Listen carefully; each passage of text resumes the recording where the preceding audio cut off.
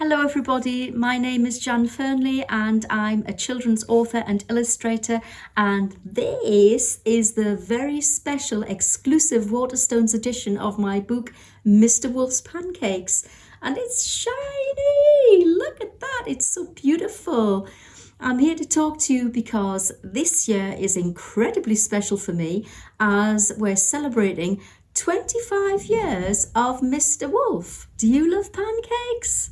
Well, I love pancakes and I love wolves too. And Mr. Wolf in this story, he really fancies some tasty pancakes because he's feeling hungry. But there's a problem. He doesn't know how to make them. So what do you do when you can't do something? Well, you might ask for help, and that's exactly what Mr. Wolf does because he's learning to do lots of things like reading and writing and counting and cooking. And so Mr. Wolf goes to ask his neighbours for help, but it's no use because his neighbours are all really mean and horrible and they refuse to help him. So poor Mr. Wolf has to work out how to do these things all by himself.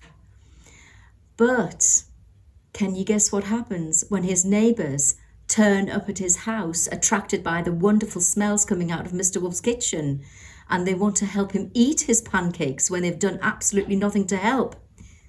You'll have to read the story to find out. Part of the inspiration for Mr. Wolf's Pancakes came from my background in teaching. It has been my absolute privilege to teach an awful lot of adults and children to read. And so what I wanted to do is play with the characters that children are often very familiar with, even when they're learning to read. So that's all the, the iconic characters from nursery rhymes and fairy tales.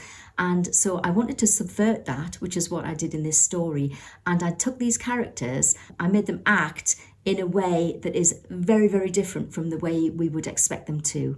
And so what I wanted to do here is make this book look like a traditional fairy tale, but it's not. It's actually quite subversive, and there's actually quite a very big twist at the end.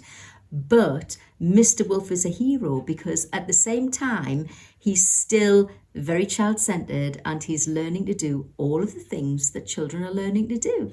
Writing, reading, counting money, cooking, and keeping you cool when people around you aren't really being very nice. And they're all really important things that we all have to learn to do, yes?